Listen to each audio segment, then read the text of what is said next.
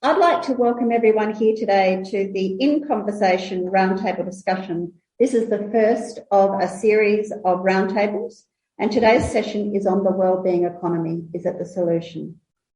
Before we begin, I'd like to make an acknowledgement of country.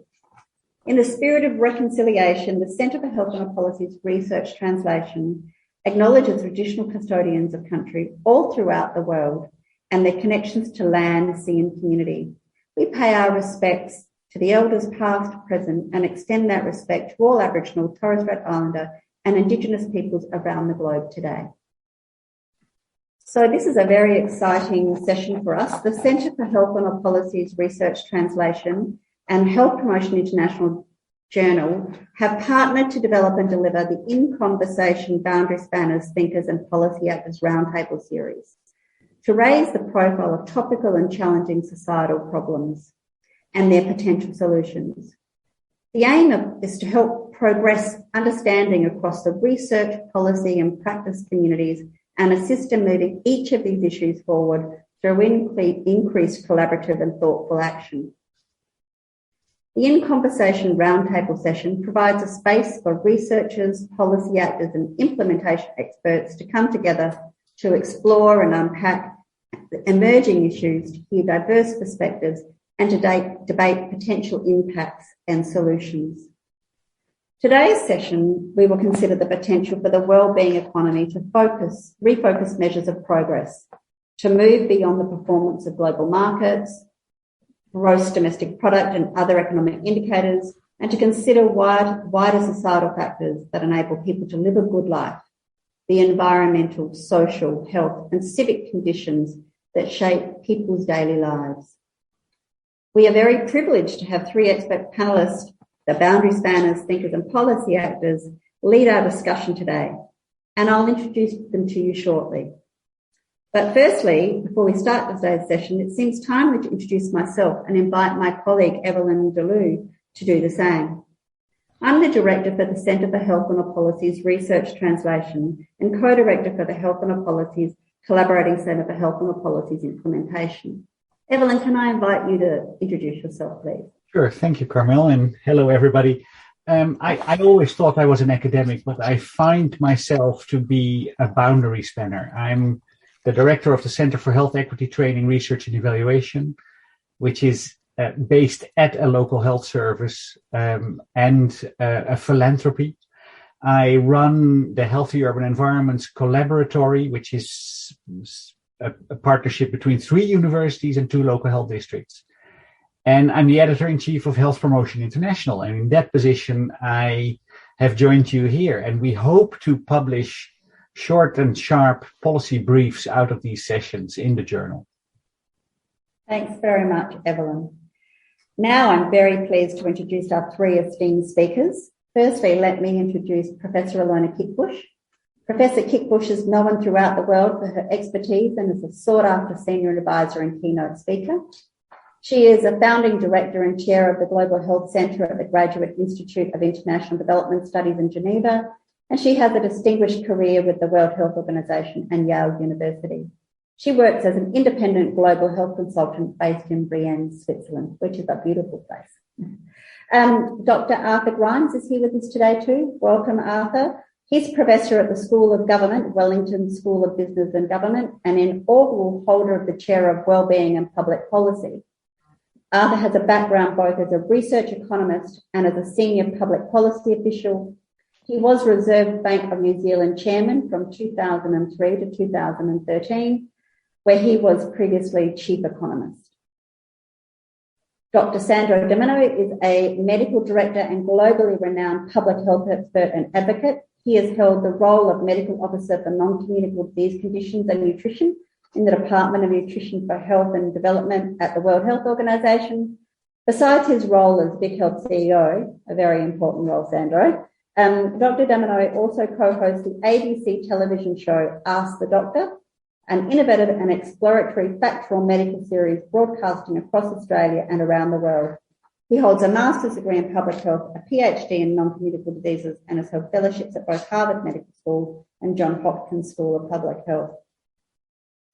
So as we start today's conversation, this is the first of a series of roundtable conversations, and the first one is going to be on the wellbeing economy. We think it makes sense to kind of introduce, so for the audience that might be watching this series, a definition around what the wellbeing economy is. So the wellbeing economy is defined by the Wellbeing Economy Alliance as an economy that delivers equitable distribution of wealth, health and wellbeing while protecting the planet's resources for future generations and other species. But our three panelists today are going to have a lot more insights into what the wellbeing economy means, and we really look forward to hearing from them. And so we'd like to hear from each of you. The first question today is posed to each of you, and then following that, there'll be a series of questions for each of the panelists.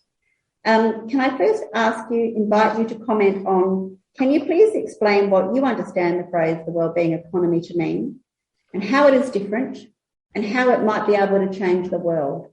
Elena, can I invite you to first make that comment? Thank you.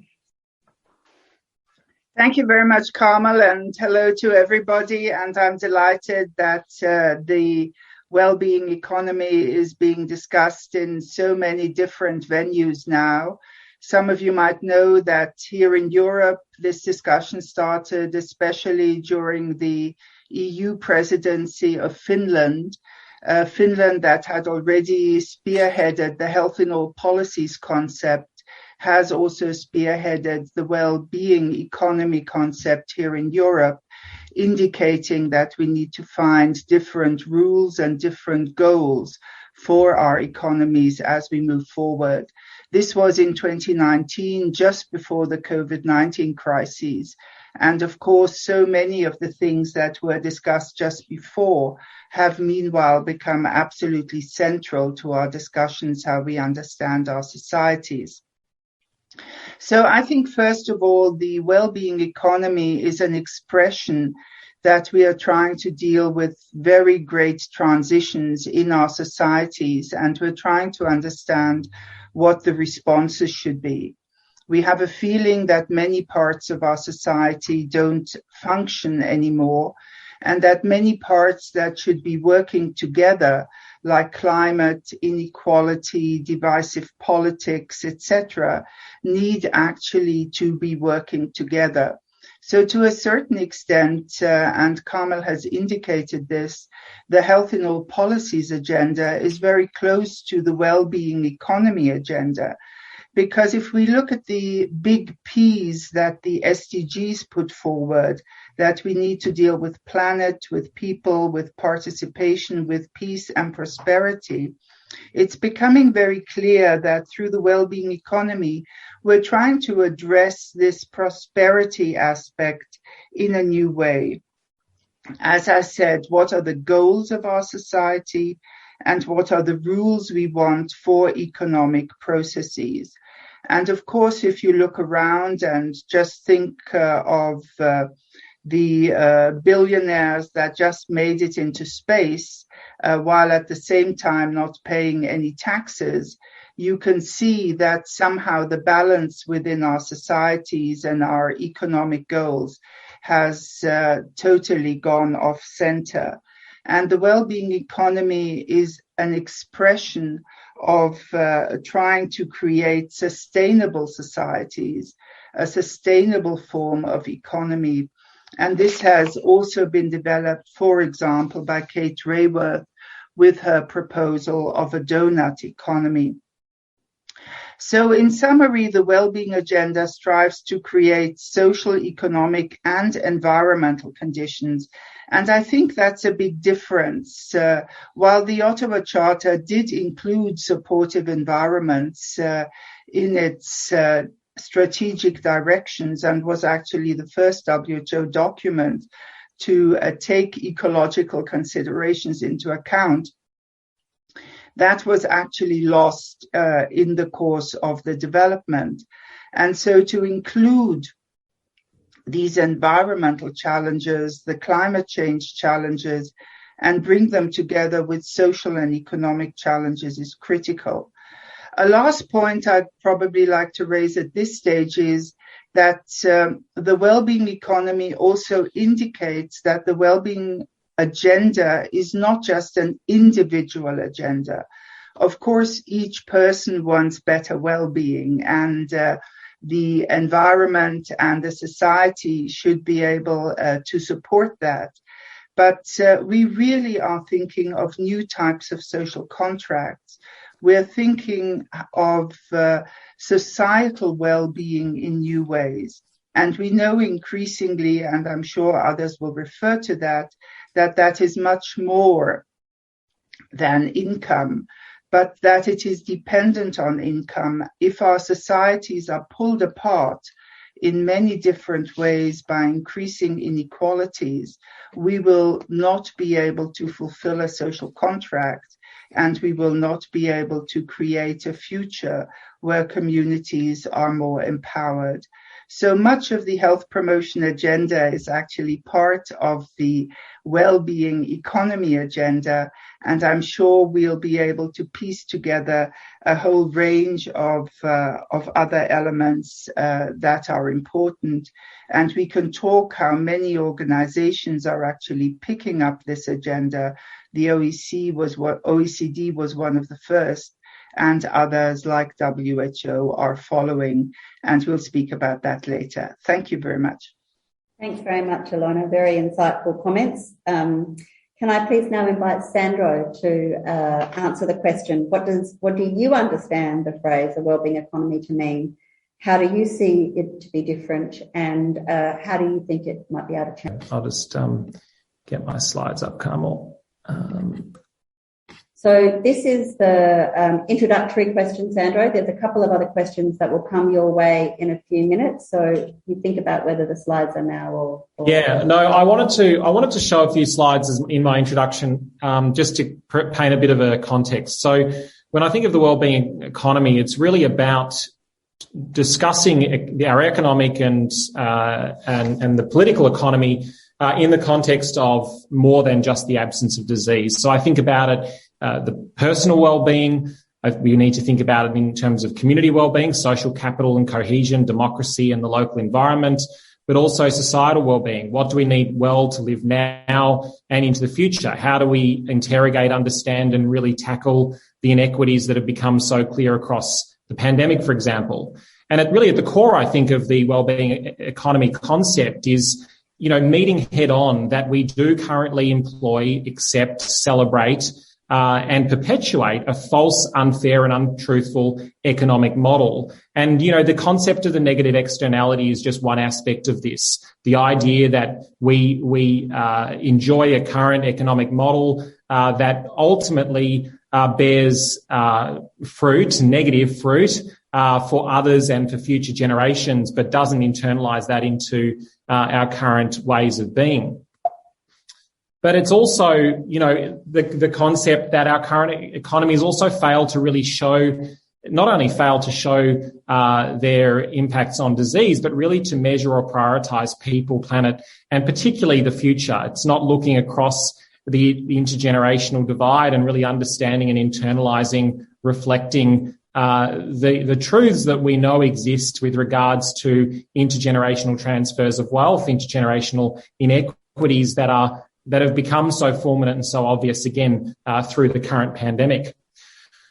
So to reflect this, we recently released this report. It aims to analyse a few examples from around the world, including New Zealand's Wellbeing Budget, but also Wales' Wellbeing of Future Generations Act, and really look at, the how of this big question. Because, I think many of us have long come to expect that going beyond GDP is something we've been talking about forever.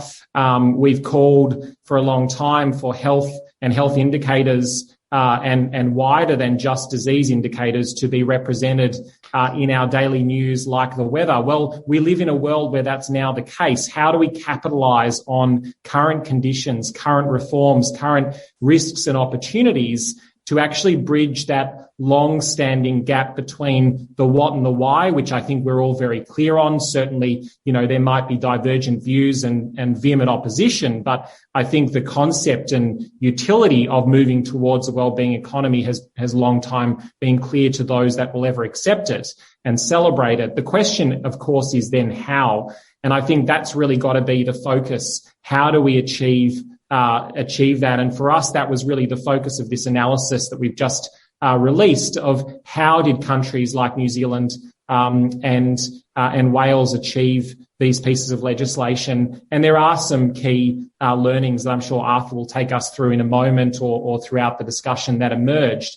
A lot of it is less mysterious and magical than we'd probably love to suggest. But for me, really, the question that we have to have on our minds as we're now, 8.5 years from 2030, with our ambitious global targets of leaving no one behind, and in the midst of the biggest public health and global health reform environment that we'll probably see in our generation, how do we capitalize on where we are today to get us to a wellbeing economy as soon as we can in order to achieve that important ambition of leaving no one behind.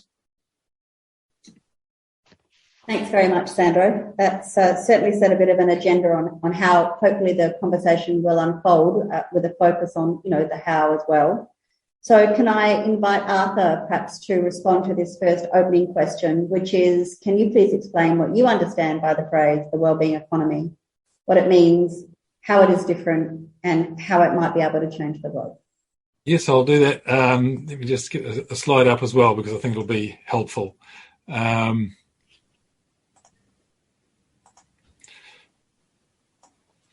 So I go back to 2,500 years to Confucius, who's got this wonderful phrase in the Analects where he says, "There is good government when those who are near are made happy and when those who are afar are attracted." And I think that's the sign that a government is doing the right thing for its people and potentially for other people. So, and we see countries where people wish to go to and wish to stay in, and other countries where people wish to leave because of the poor well-being situation for the people in there. The view that Confucius had was also shared by many of the Greeks at the same time, of course, about 500 BC. If we go forward, for me, the sort of more modern 1780 manifestation of this is Jeremy Bentham, who argued that governments should look to the greatest good of the greatest number. And I think when we look at that, he had a very wide view of that, of people right across classes and genders, even to animals, which he had animal rights as part of this whole agenda. And I think when we're talking about the greatest good of the greatest number, we're also talking about future generations in that. And then John Stuart Mill had a very similar view, where he said, a moral agent should choose the action that maximizes the total happiness in the world. And again, we would think about that as current generations and future generations. In more recent times, the leaders in this were actually the Australian Treasury. The Australian Treasury's wellbeing framework from 2004 was world leading, and well before just about any other country was looking at this apart from Bhutan. Unfortunately, it was scrapped about 3 years ago or 4 years ago. Which was an irony, I think. And then subsequent to that, countries like New Zealand and many other countries have followed suit. I chair the World Wellbeing Panel, or co-chair it with 3 others. And it's a group of 50 academics around the world, wellbeing experts around the world from many different disciplines. And simply we say the World Wellbeing Panel is about the promotion of wellbeing as the ultimate purpose of all major decision makers, particularly government. So we shouldn't be thinking about specific aspects necessarily, whether it's in the words you talked about before, sort of health or wealth. They're things that help to improve well-being. Ultimately, we should be thinking about whose well-being are we trying to improve, which generations, and how can we go about doing it. Thanks very much, Arthur. That's really very helpful and a nice kind of a very succinct way of thinking about what the wellbeing economy agenda is trying to deliver. whose wellbeing and how governments can go about supporting it. I'd now like to move to Professor Ilona Kickbusch, and just to sort of outline this for the audience, there'll be a couple of questions specifically directed to each of the panelists. And so we're going to commence with Professor Kickbusch. So Ilona, let me ask you the first question. Are you aware of any countries that are actually putting the principles of what you understand to be the wellbeing economy into practice? And can you please share some of those insights with us? Countries, yes, there's a whole number of countries. And actually, as Arthur just said, some countries did some of this early, but they didn't call it the wellbeing economy. So, and you remember that we looked at the Australian materials, Carmel, when we were working on the health and all policy strategies for South Australia. So if we can go to the slide before this one, actually, that would be great. Yes. So countries that are doing this, I think there's quite a range of countries. We've already heard of New Zealand. There are, of course, the countries that are in the Wellbeing Alliance, which includes Iceland, Finland, Scotland, Canada, and there's a number that are starting to join in Latin America. Bolivia is looking at this, in Asia, Bhutan and Thailand and India. The United Arab Emirates are working on well-being strategies and actually have a well-being policy and even a minister. So there is a lot going on in a lot of countries. But I'd like to highlight two other things. That when we look at the well-being economy, we obviously also have to keep in mind that the economy is global.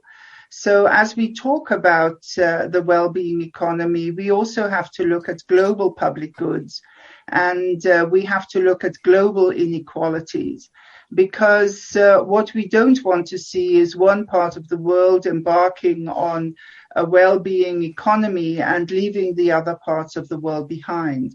And we are seeing right now, with the extreme vaccine inequality that we are experiencing around the world, that this seems to be a tendency, so that inequalities not only within countries but also between countries are increasing.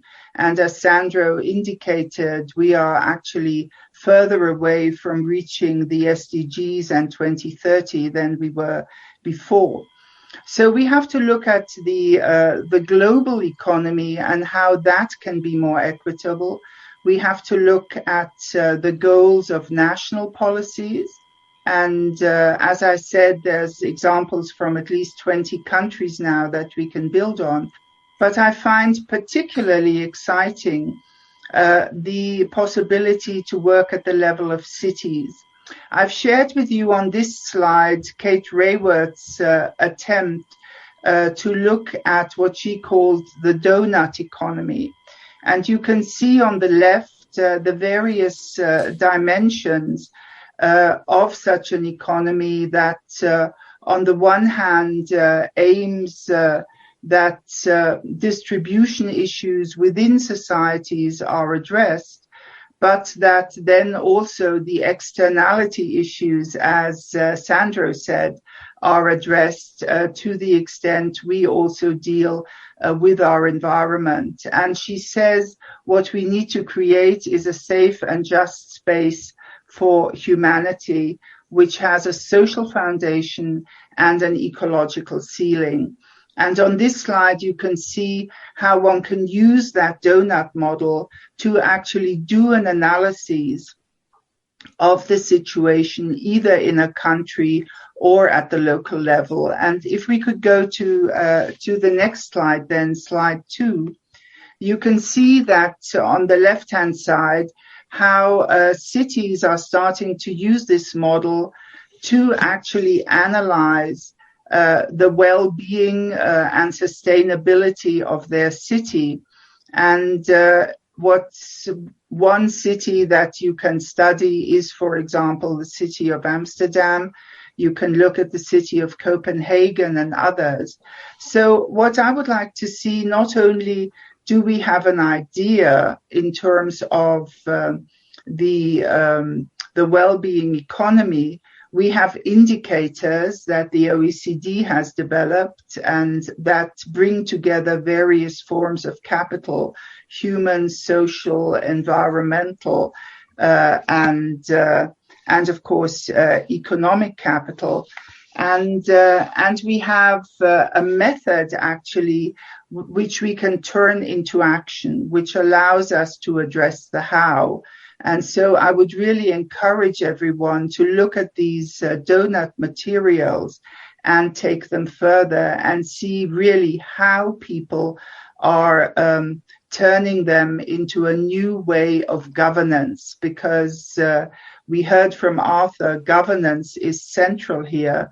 And if you look at cities like Barcelona that are using this model to also increase civic participation, last not least through digital access of their citizens, then we are starting to see a new model of how we govern and how we involve people in the economies that we create. Thank you.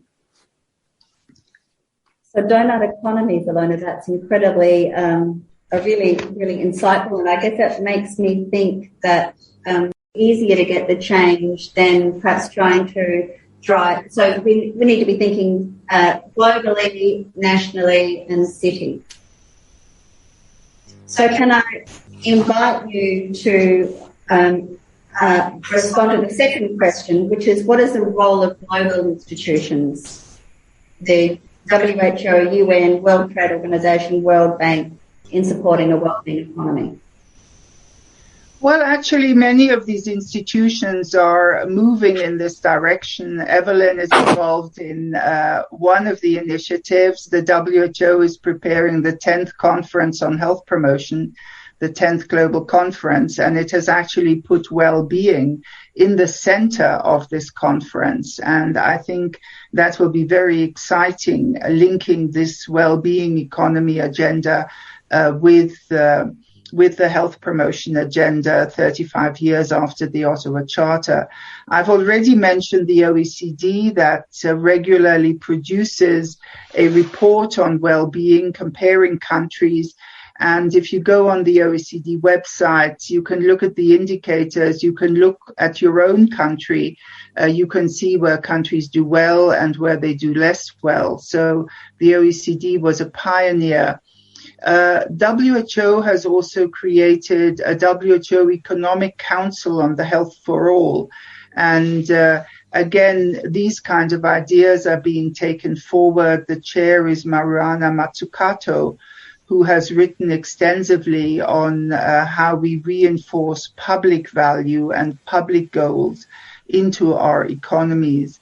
And actually, Kate Rayworth, that I just spoke about, is also a member of this council.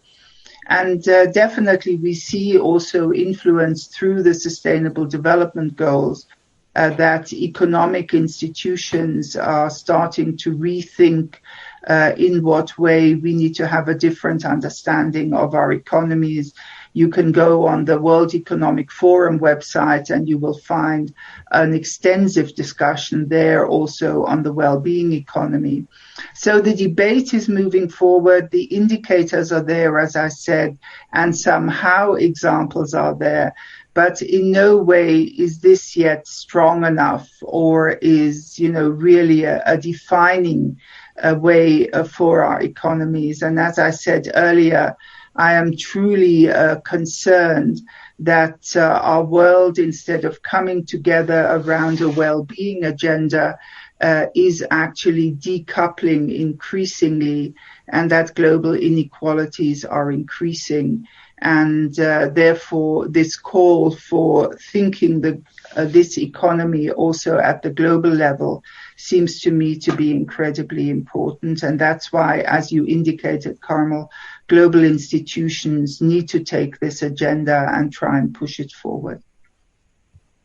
Thanks very much, Ilona. It's a really good reminder that we, need to understand that things don't stay still or necessarily just progress. Things can go backwards, and that's sort of at risk at the moment with the COVID situation that we're facing. Before we move on to invite Arthur to respond to answer his questions, did either Sandro or Arthur have any comments that they'd like to make on Ilona's insights? Just make one brief observation. A number of countries, as Ilona has said, have attempted wellbeing approaches, and most of them have so far been unsuccessful. If we look at France, for instance, passed a law for new wealth indicators, and then that was basically in abeyance. The Australian Treasury framework, which I mentioned, would explicitly called a wellbeing framework, and quite a few others have just not been successful. And I think one of the issues we'll need to think about is how we actually build in some targets and accountabilities for achieving wellbeing policies, rather than just having fluffy words. Yeah, and I would just again reiterate. I think a strong, long-time focus of Ilona's work has been around the political economy of health, and I think if we look back, it often is also conflated with a certain political ideology. So, these are still and continue to be seen as sort of leftist type agendas, and I think we have to find a way of bridging that political divide so that wellbeing economies can be robust beyond political terms, and that, as Arthur said, it's not that the next government comes in with a different perspective on the world and sees it as something that is contrary to certain political ideologies. We almost need to decouple the concept of a wellbeing economy from whether it's left or right, and then and then work on how we implement it may be the focus of more political discussions in terms of your personal economic flavour, but political flavour. But I think trying to find ways of retaining these sorts of measures across the political divide so that they are robust to multiple political terms and governments in the context of democracy is going to be critical. It really sounds like we need to be tying the wellbeing economy to the achievement of the market economy. The two things become kind of tied closely together rather than seen as competitors. But Arthur, maybe you could shed a bit more light on that point. Let me pass on to you. Can I start with your first question, which is globally, the current expectation is that market forces and mechanisms will deliver good public outcomes. How does this view align with the principles of the wellbeing economy? Yeah, well, thanks. I'm going to go back to my slides, if that's okay. And so we talked about, you talked about that whether the market economy will deliver good public outcomes. I don't think anybody has ever thought that the market economy by itself will lead to particularly good wellbeing outcomes. Even, economists going back a very long way haven't thought that. And here's a Conservative Prime Minister of the UK in 2006 saying, wealth is about so much more than pounds or euros or dollars can ever measure. It's time we admitted that there's more to life than money, and it's time we focus not just on GDP, but on GWB, general well-being. And of course, this came 5 years after Sarkozy had set up the Stiglitz-Fitoussi Commission, a foundation document really in terms of well-being economics. So I don't see this as a left-right divide, although I take Sandro's point that in more recent times it started to be seen a little bit like that. But in fact, two major right leaders in Europe have actually championed the well-being agenda. And I think they recognised, as we all recognised in the economics profession, that a market economy might deliver high incomes. It may or may not deliver high incomes, but generally it does. But it does not necessarily generate high welfare or high well-being. The two are basically synonyms. And therefore, other policies have always been thought necessary, for the last 100 years, to supplement a market economy. And that can go from a fairly small government perspective to a large government perspective. And so we have sort of the Swedens of the world at one end, and others perhaps, Switzerland, US or something like that at the other. the philosophies underlying these as to what the government should be trying to supplement the market economy with have differed. I've always liked the approach that Nobel Prize winner in economics James Tobin talked about, which was the importance of specific egalitarianism. And what he was getting at, and this is 40 years ago, I suppose, was that there are certain aspects to life that are critical to well-being that governments have a role to make sure that everyone has access to. And that may be elementary education and health systems, etc. Perhaps pensions for those who cannot save for themselves. And interestingly, this actually predated Sen's capabilities approach, but it's very similar to Sen's capabilities approach, that there are certain capabilities that we should all have the right to, and ultimately the SDGs is a sort of a manifestation of that approach as well. So I think economists have for a very long time thought that we need specific government policies to affect, to improve wellbeing outcomes, and particularly of certain groups, whether that's from a paternalistic point of view, that some people are brought up in families that can't then make them unable to provide for themselves or provide for their own well-being over time, or it could be from a different philosophical perspective. So, we do need these extra policies to supplement the market economy, but not to replace it. Thanks a lot. So then the next question really follows on this. So what role will the policies be that go beyond the market mechanisms? What role will they play in the wellbeing economy? Yeah, and I think this is a really crucial question, because it depends on whose well-being the policymakers are trying to improve. I mean, obviously, we want to improve, ensure that everyone's well-being is at a good level. But the government may not be trying to improve Elon Musk's well-being or Jeff Bezos' well-being, but they may be wanting to improve the well-being of others. And I think this is where actually the government has to understand what the needs of particular groups in society are. Just trying to increase people's incomes or wealth or particular aspects that may not be particularly important to a group is not going to be particularly effective for increasing well-being.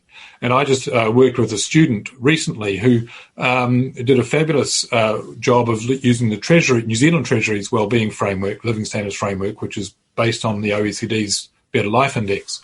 But to say, okay, if we want to improve the subjective well-being of women in hardship who have got dependent children, which aspects do we really need to work on to improve their well-being? And it turns out that the aspects that you'd work on for that group are quite different to the aspects you'd work on for a different group. For instance, for women who are at home with children, the issue of unemployment was not a major contributor to well-being, whereas for men, unemployment is about the worst thing that can happen to a man's well-being. And so at different stages of life and different social norms and different roles, we have to sort of think about policies that will affect different groups in different ways. And that's where I think there isn't a one-size-fits-all group of policies that will lift well-being. Governments have to say, okay, which groups in society have particularly low well-being? In our country, I know that's sole parents, for instance. Those with mental health problems have particularly low well-being. And then think, okay, what are the policies that we need to do to bring up the well-being of those specific groups? What are their needs? And it may be, as wellbeing colleagues in the UK have shown, that courses of cognitive behavioural therapy, for instance, for people who've got depression, may be the most cost-effective way of improving well-being in the UK. In New Zealand, it may be providing good housing to people who are sole parents. But that's going to be quite different for different groups. And so governments need to be in tune with what different groups actually need in their society, both at the national level and, as Ilona said, particularly at the city level. That sort of makes me think about so that government needs to be playing a role to provide wellbeing mechanisms and wellbeing resources for the whole population, but it also needs to be thinking about providing additional resources and tailored resources to those parts of society that might be struggling in particular areas. Yeah, needs to monitor the well-being across the population and then really work on the aspects that are important for the well-being of the people who have the lowest well-being, not necessarily the lowest incomes. It may or may not be correlated, but they need to work on what's required for people with the lowest well-being. So let me just invite Ilona and then Sandro to respond to Arthur's discussion then. Thank you, Carmel, and thank you, Arthur. I mean, to some extent, as Arthur indicated, part of our discussion on the well-being economy is actually a rediscovery of policies and principles even that were established much earlier. If you allow me to take the German example after the Second World War, with a conservative government again, the direction that was chosen is what was called the social market economy, saying that a market economy can never be constructed and thought of without its social policy dimension. And the other two parts of that, next to the social market economy, where what in Germany and other parts of Europe is then called the social partnership, that is to say, how does one take the policy formulation forward, including trade unions, including the employers, including the state, etc. So many European countries actually then also went down that road, and where the left-right divide was not questioning the social market economy per se, but the how of the market economy, social market economy, and to some extent the depth of it. So, you know, how much redistribution should be part of this. So that's one dimension, and that takes us back to what I call the social contract. And I think what we are grappling with right now, in view of the many transformations that have happened and the changes in thinking of people, is what is this new social contract? And how do we establish it, and between whom? And how can citizens themselves, you know, be part of this formulation of the social contract? Because the old social market economy was more, you know, the good father sort of developing this for you, rather than a fully participatory process. And so how do we formulate this social contract? And there, these other structural inequalities that Arthur also referred to become very, very important. You know, the old social market economy didn't think about violence against women, or didn't think about structural racism or issues of that kind. And of course, they completely contribute to individual and social well-being within a society, and they did not include the ecological dimension. And we just cannot imagine a new social contract without the ecological dimension and without the dimensions of these new structural inequalities. And then, as a last point maybe, which takes us back to the cities, we are starting to realize the extent to which things that are public, you know, public health, public spaces, public debate, are becoming increasingly important. And that only if we come together as a public, and we know Sandro mentioned democracy, and we know how to debate within those spaces, will we be able to take this social contract forward? Thank you. And Sandro, do you have any comments that you would like to make on Arthur's? I think it's, you know, it's brought up even the pandemic. We think about the context we're in at the moment. So I do think, on one hand, if we look back in history, we may have been able to, in previous times, in previous political contexts, to be able to decouple these conversations from political divides. But I think also the world we live in today, health has become increasingly political and politicized, and so have the conversations. And we see that across a range of existential global health challenges that we that we face as a planet, that the core challenges themselves have become politicized, not just the response. Even the concept of science itself, even the process of defining the problem, let alone the problem, has now been pulled into the realm of political subjectivity and discussion, let alone just the response to the challenge. So, I think that is the new world we live in, and I think there are, at the moment, though, very live, real discussions. I think the pandemic has confronted and challenged conservative governments around the world. And I think Ilona is absolutely correct, as always. I mean, Ilona's Ilona, but, we're asking questions, about the importance of public. Conservative governments are, the concept of small government doesn't work in the context of a pandemic. Someone has to respond, and someone has to have the capability and the capacity and the long-term investment and the political backing and the political solidarity to provide clear messages and certainty and trust, political contract, social contract. That all comes from stable forms of democratic government. And so I think there are very live conversations about this specifically now, which may lead to either enormous challenges and backward steps for concepts like the wellbeing economy and our quest for integrating and internalizing health into our economic models and systems, or it may see us take huge leaps forward. And I think the reform environment that we're in, both for public health but also beyond, is confronting us with both big risks but also big opportunities. So that leads me on to your question, Sandro. That's why I stopped.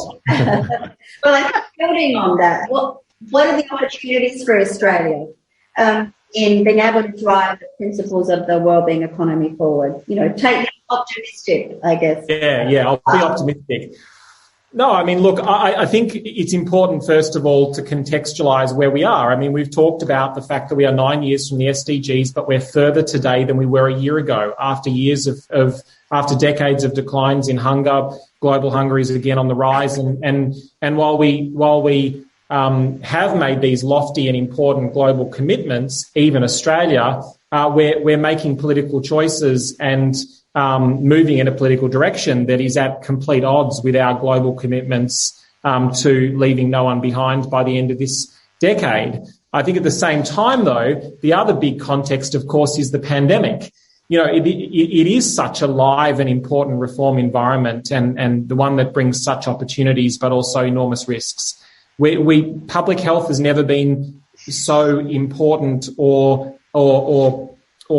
visible. The importance of the public ... as Ilona said, but also, broader investment in infrastructure for health has never been, I think, as valued. Health has never been so front and centre.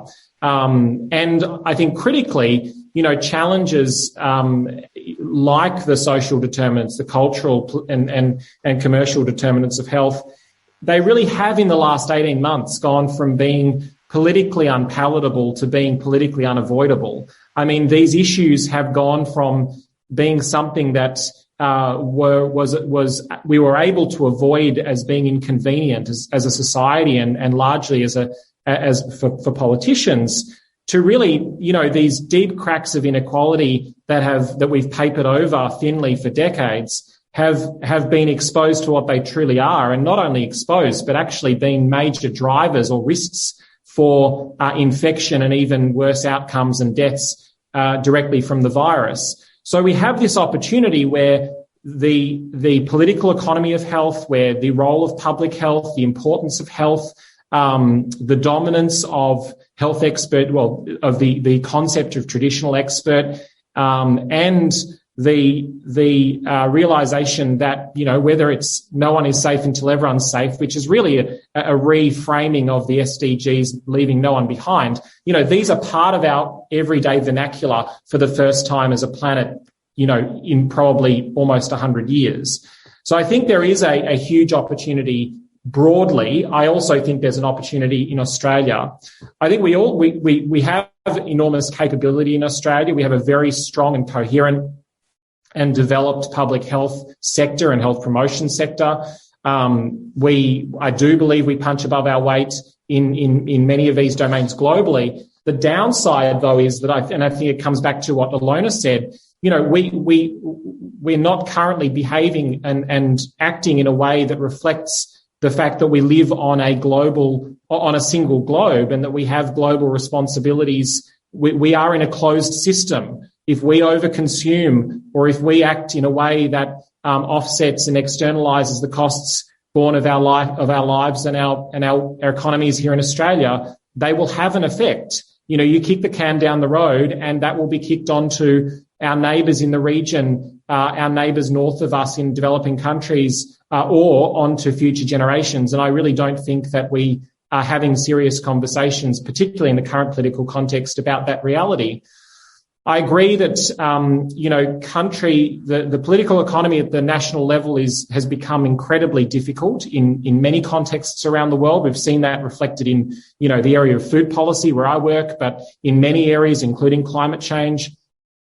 I think the opportunities that have emerged over the last decade for cities to be world leaders because of the dominant urbanization processes, it's a huge part of the global population, but also there is a decentralized and more proximal governance structure that lends to, an ability to move faster and further. I think in Australia, probably the greater opportunity is state by state. We are seeing very progressive, intergenerational, perspectives being woven into our current budgeting processes here in Victoria. We're seeing record investments in social housing. We're seeing large social protection investments being made in record numbers. So I think the opportunity here in Australia is leveraging our long-standing and well-developed health promotion sector.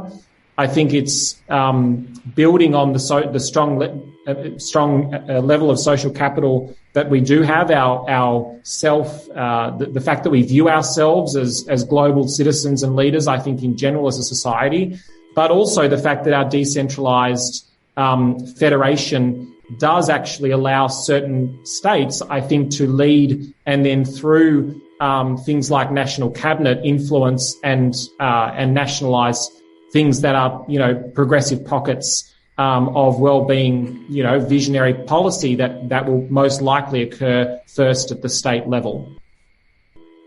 So it's when federation is actually a good thing, really. It allows us to test and trial things out and then drag sometimes other states and territories along. Well, I think it's the scene, I guess. It's for the same reason, I think, that cities have emerged as a major hotbed for policy, progressive policy and climate action and social policy around the world, because there is that more proximal governance structure. Yeah. There is less intractable commercial influence and interests that we see at the national level. There are a whole number of different things that I think have led to cities being a hotbed for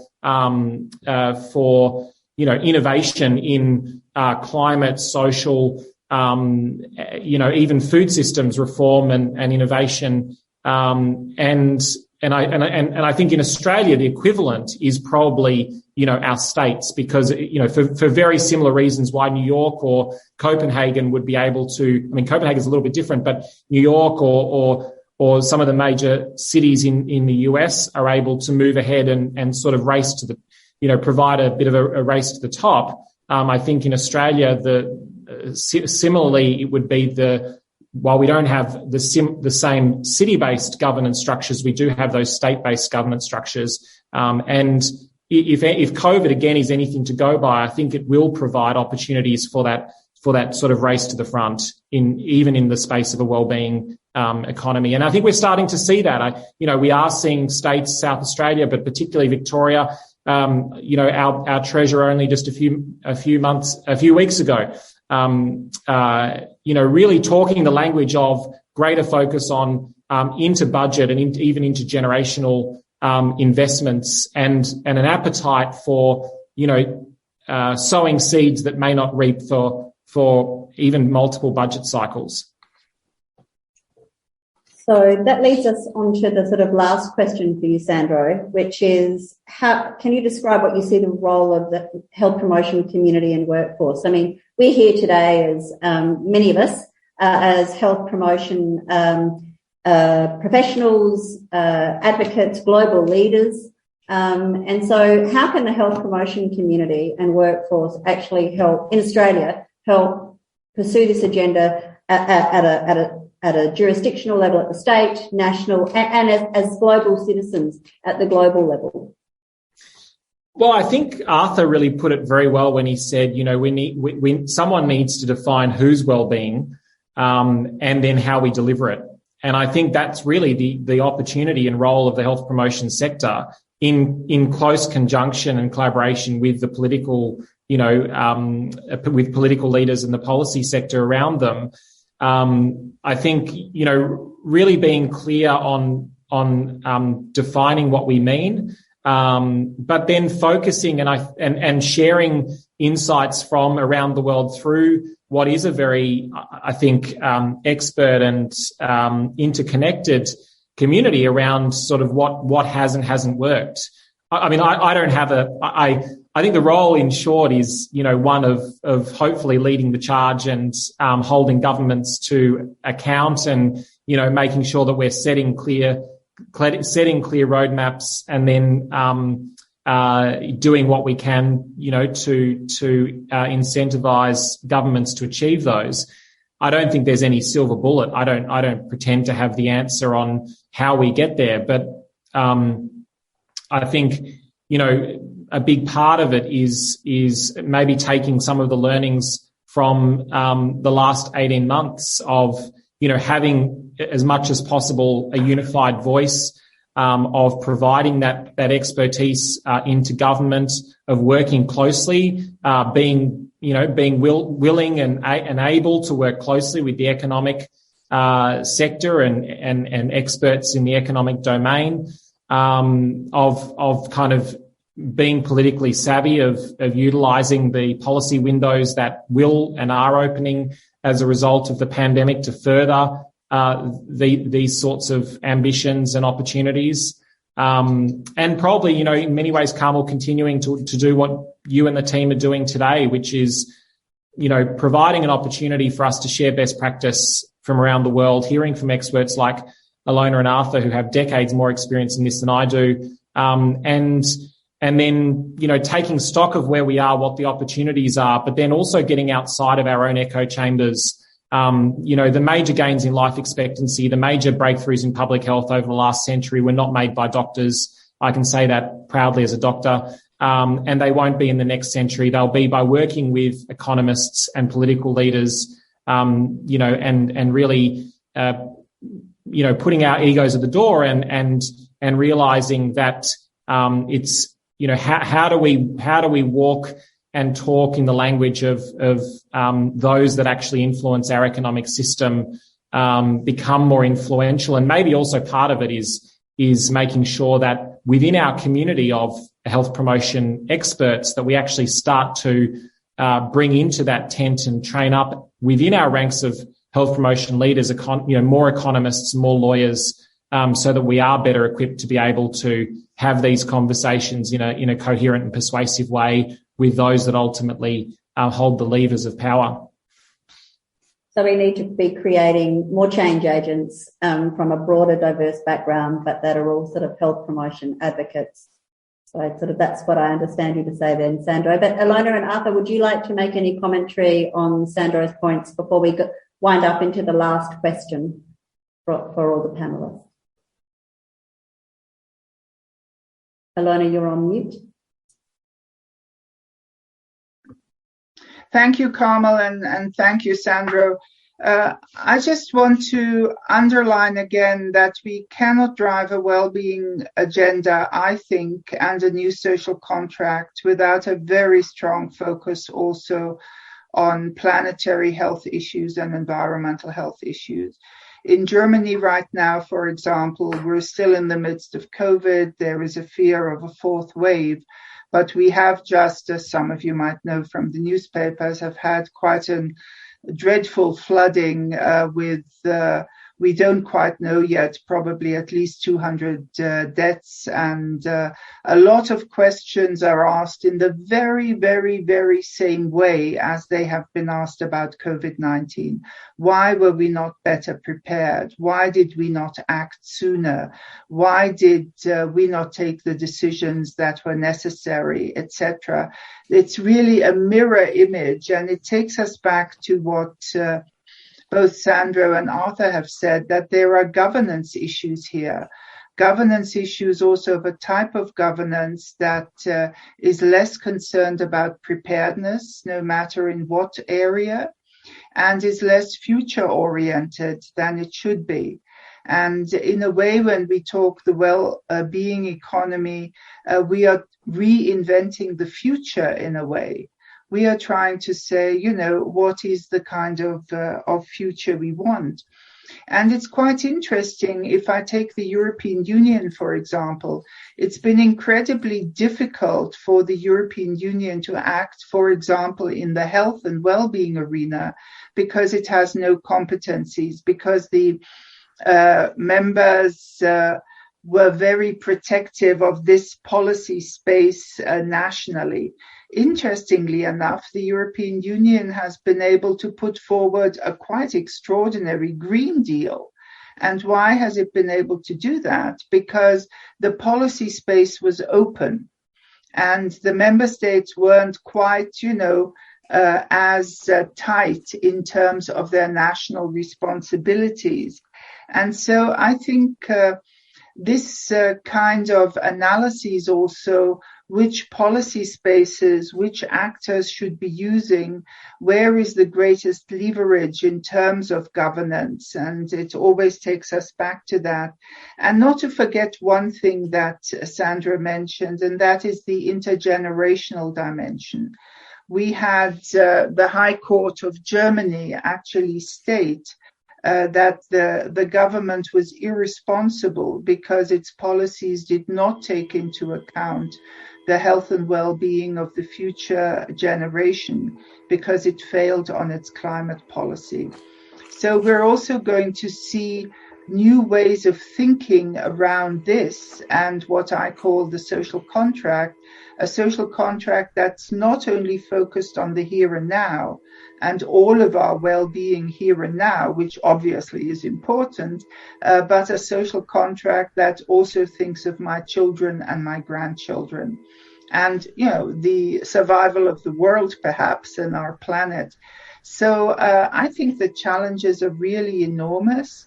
And there is a great opportunity, as Sandro said, I hope through the, for example, health promotion conference that's coming up, to actually push the agenda forward through health eyes. But we know now we can't only talk about health. We've got to talk about health and well-being and climate and environment. And unless we talk about that together with an equity lens, we are not moving towards that social contract that we need. Thanks, Ilona. Arthur, did you have any comments that you'd like to share on what Sandro said? Nothing to add before our final questions. No. Yeah, so I must say that I feel like this question, which seemed so good at the time when we thought about it, now following on from our conversation, so maybe I'll slightly reframe it. So I think that, clearly we're all of a like mind. There's sort of strong arguments that there's great opportunity and great urgency for us to be thinking about pursuing a wellbeing economy and trying to deliver on a wellbeing economy. But there are others who think differently. And so some commentators might argue that the wellbeing economy is nothing more than new jargon that is being used to wrap up current economic policies into a more palatable and acceptable package. So can I just invite the three speakers to kind of to make a brief statement on how you would respond those kind of comments? Maybe start with Arthur. Thanks, Carmel. I think in many cases it is just rhetoric, and in the past it has been for a number of the experiments that have been tried. Without clear framework for what we mean by well-being, and without a clear set of targets and accountabilities for achieving well-being, it does come largely down to rhetoric. And that's what's disappointed me so far in most of the well-being experiments around the world. I'm heartened by one or two examples. I think the one that was already mentioned before, the Future Generations Act in Wales, which does have some much clearer accountabilities there, with the Future Generations Commissioner and the Auditor General able to audit where the public bodies are actually achieving their well-being targets that they legislatively have to set out. I think that's a useful model. I think not enough use has been made of citizens' assemblies and citizens' juries to actually decide or to deliberate about what are the really important well-being issues that need to be addressed and for whom. And I think the issues in health really exemplify this, where in the past the huge amount of emphasis that's been placed on physical health, sort of, if you like, after the fact physical health, rather than preventative health and mental health, is because people haven't actually been involved and sat down to say which are the really important parts of the health budget that we need to improve over time. And it's not, cancer drugs and heart operations and things like that. It's mental health treatment and public health initiatives. I think if that had been devolved to citizens' assemblies, etc., to look at, that would have had a much clearer answer than having health professionals in the ministries dominated by physical health people, where the resources have been grabbed for physical health at the expense of the things that really matter for people's well-being. Thank you very much, Arthur. It's good to have that insight from someone who's not a health person. Can I invite Sandro or Elena to reflect on that new jargon concept, that wellbeing economy is just new jargon? Maybe Sandro? Yeah, I'm happy to jump in. I mean, I think Arthur's really summarised it well. I mean, it is in a way new jargon, but if it comes with new, with a clear an agreed definition, action, targets and accountability, then, most things are jargon until they're done. What I would say though is, we are trying to put this into action here in Victoria. So we went out about 3 months ago. We decided that we want, trying to talk about future generations is very difficult to current politicians. Talking about young people is a way that you can centre, in a way, the opportunities of intergenerational equity and health and wellbeing. And so what we have said is we as an agency are going to invest the largest single investment, $45 million of our money over the next 3 years in the health, wellbeing and recovery of Victoria's young people, with an ambition of ensuring that no young person in Victoria is denied a future that's healthy. With that, we build in that intergenerational and a human rights lens into the language. And what we actually did was go out and crowdsource from thousands of young people how they defined health. So rather than us defining health for them, we said, you define health, define what a healthy actually means to you and what you want from a future that's healthy for you and for a future world that you'll grow into. And of course, as Arthur said, when you ask that question, the answer is it does integrate climate change. They are talking about social connection, social contract, social wellbeing, and they're talking about the more classic public health challenges that are dear to many of us, in the 4x4 of the NCDs. So I think I think the lesson that comes out of the movement around non-communicable diseases is, let's not get bogged down in jargon and definitions. Let's just get on with it, and let's do something where and I think that's again comes back to the role of the health promotion sector is at a subnational level. Let's continue to innovate and trial things so that there are examples around the world we can learn from, even if they're failings. That's great. We can learn from those, iterate, integrate, and then continue to innovate I think that's the only way we're going to really, in the context of the current policy window we have, I think that's our best chance. So accepting that it probably is jargon until it's done, and then just get on with actually, proving that it's not. Yeah, that's really helpful. Prove that it's not. That's great. So, Ilona, can I ask you to perhaps conclude this statement, and then we'll invite and throw to Evelyn, who will provide some reflections on our conversation that we've had today. Thank you very much, Carmel. And just 2 or 3 things on the jargon bits. Of course, it's always an issue of power and politics, and who gets to define the problem and who gets to define the solution. So the power of definition is absolutely critical, and that is always linked then to power, to voice, to being involved. And this at present is more difficult than it used to be, I think, because COVID-19 has showed us how our societies can be incredibly divided over issues that we did not expect such enormous divisions over science, over vaccines, linked up with populist agendas, as we call it today.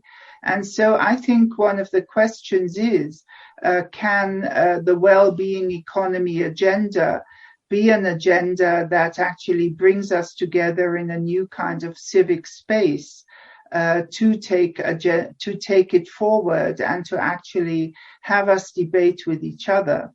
Because I think also in the health promotion community, our starting point has always been that, the more people we involve, the more interesting and exciting it will get.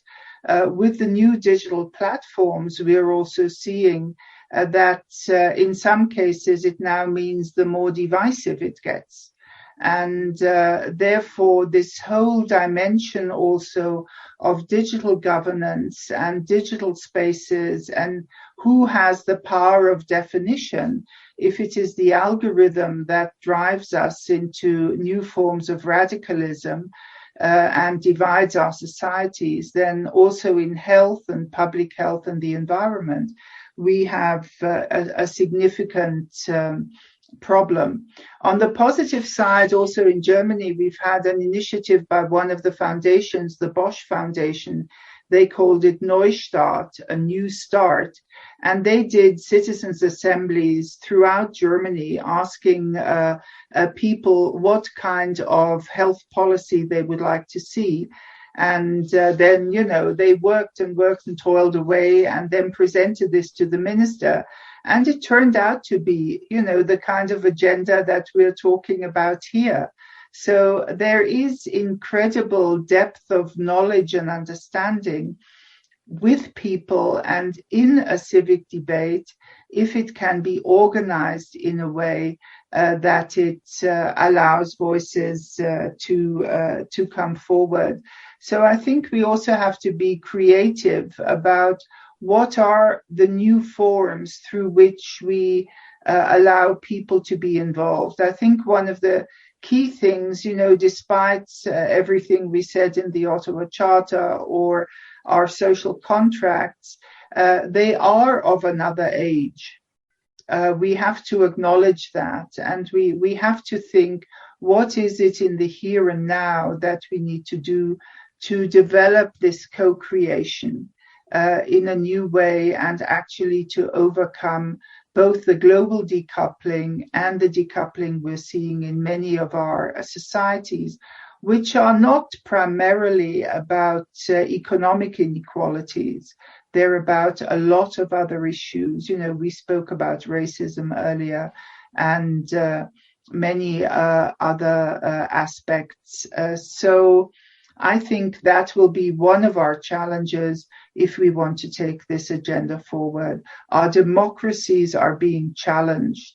And in my view, a well-being economy is linked to a democracy, not a authoritarian provision of what an authoritarian state might call well-being. Thank you. So on that light note, where I think we obviously can see the agenda before us. There's great opportunity, but there's great risk, and there's a lot to do. I might invite Evelyn to try to kind of summarize and pull these key concepts together and to reflect on how she understands the conversation to have gone, and then we'll wind up.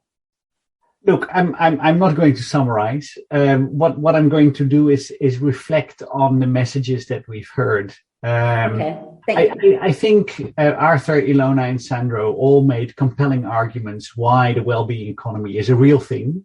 That we should take it seriously, that the experimentation has worked but also has failed, and that rhetoric, not just jargon, but rhetoric has made us fail, but also will be the ingredient for our success.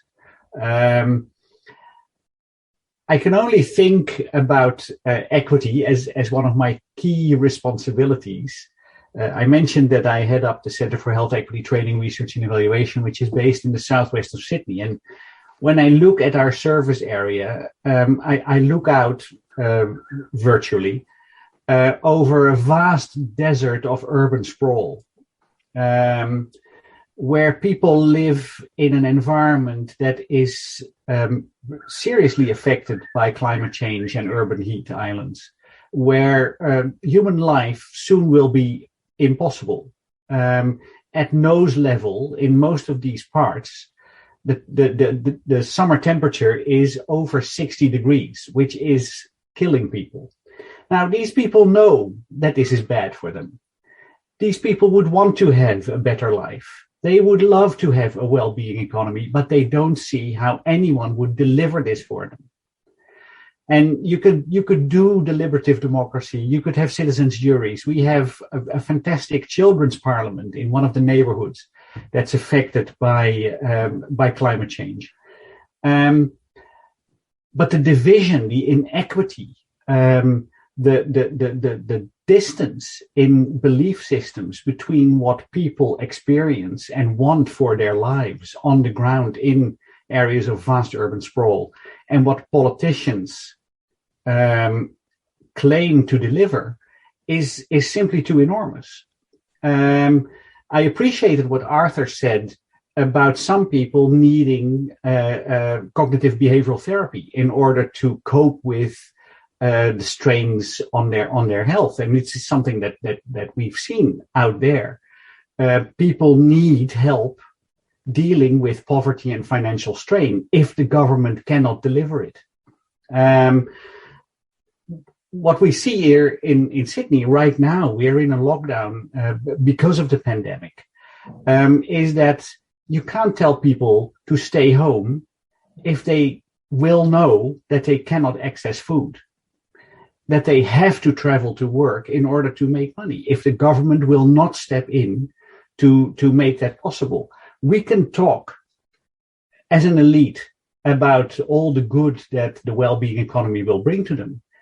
But if people are alienated from that discourse, I think politicians will never seriously consider the opportunities that we have heard today in this session. So my argument is there is a sixth P to the current 5 Ps of the SDGs, and that sixth P is dealing with the precariat, which is the new underclass of workers in developed nations, and it is the default in many less developed nations or lower income nations. How do you deal with that? How do you make people cope with the stresses of daily life, whether it's a well-being economy or a regular economy? What I think is the solution is exactly what we've mentioned, and that is to connect local with global.